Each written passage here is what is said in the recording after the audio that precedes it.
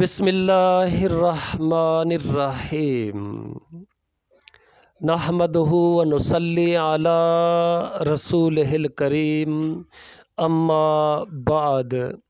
محترم ناظرین، السلام علیکم ورحمۃ اللہ وبرکاتہ۔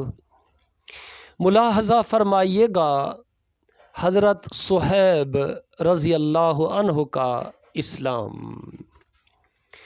حضرت صہیب رضی اللہ عنہ بھی حضرت عمار رضی اللہ عنہ کے ساتھ مسلمان ہوئے۔ نبی اکرم صلی اللہ علیہ وسلم حضرت ارقم صحابی رضی اللہ عنہ کے مکان پر تشریف فرما تھے کہ یہ دونوں حضرات علیحدہ علیحدہ حاضر خدمت ہوئے اور مکان کے دروازہ پر دونوں اتفاقیہ اکٹھے ہو گئے۔ ہر ایک نے دوسرے کی غرض معلوم کی تو ایک ہی غرض یعنی اسلام لانا اور حضور صلی اللہ علیہ وسلم کے فیض سے مستفید ہونا دونوں کا مقصود تھا۔ اسلام لائے اور اسلام لانے کے بعد جو اس زمانہ میں اس قلیل اور کمزور جماعت کو پیش آتا تھا وہ پیش آیا۔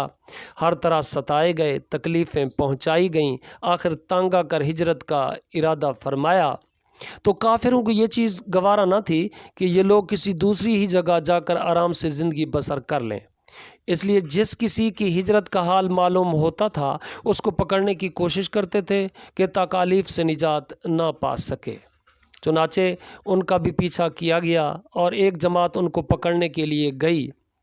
انہوں نے اپنا ترکش سنبھالا جس میں تیر تھے اور ان لوگوں سے کہا کہ دیکھو، تمہیں معلوم ہے کہ میں تم سب سے زیادہ تیر انداز ہوں، اتنے ایک بھی تیر میرے پاس باقی رہے گا تم لوگ مجھ تک نہیں آ سکو گے، اور جب ایک بھی تیر نہ رہے گا تو میں اپنی تلوار سے مقابلہ کروں گا، یہاں تک کہ تلوار بھی میرے ہاتھ میں نہ رہے۔ اس کے بعد جو تم سے ہو سکے کرنا، اس لیے اگر تم چاہو تو اپنی جان کے بدلہ میں اپنے مال کا پتہ بتلا سکتا ہوں جو مکہ میں ہے، اور 2 باندیاں بھی ہیں، وہ سب تم لے لو۔ اس پر وہ لوگ راضی ہو گئے اور اپنا مال دے کر جان چھڑائی۔ اسی بارہ میں آیت وَمِنَ النَّاسِ مَن يَشْرِي نَفْسَهُ ابْتِغَاءَ مَرْضَاتِ اللَّهِ وَاللَّهُ رَءُوفٌ بِالْعِبَادِ۔ وَمِنَ النَّاسِ مَن يَشْرِي نَفْسَهُ ابْتِغَاءَ مَرْضَاتِ اللَّهِ وَاللَّهُ رَءُوفٌ بِالْعِبَادِ۔ اللہ پاک مجھے صحیح پڑھنے کی توفیق بخش۔ نازل ہوئی، بعض لوگ ایسے ہیں جو اللہ کی رضا کے واسطے اپنی جان کو خرید لیتے ہیں اور اللہ تعالیٰ بندوں پر مہربان ہیں۔ حضور اکرم صلی اللہ علیہ وسلم اس وقت قباء میں تشریف فرما تھے، صورت دیکھ کر ارشاد فرمایا کہ نفع کی تجارت کی۔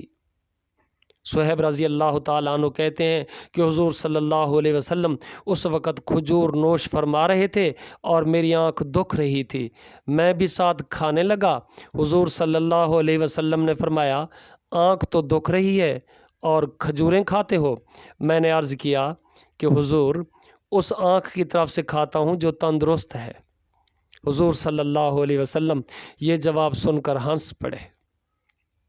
حضرت صہیب رضی اللہ تعالیٰ عنہ بڑے ہی خرچ کرنے والے تھے، حتیٰ حضرت عمر رضی اللہ عنہ نے ان سے فرمایا کہ تم فضول خرچی کرتے ہو۔ انہوں نے عرض کیا کہ ناحق کہیں خرچ نہیں کرتا۔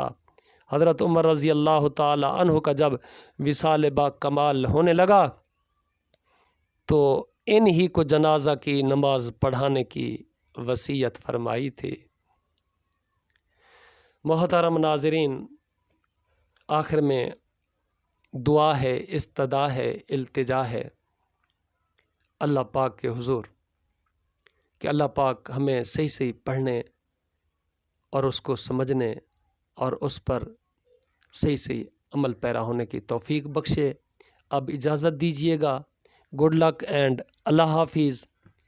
السلام علیکم ورحمۃ اللہ وبرکاتہ۔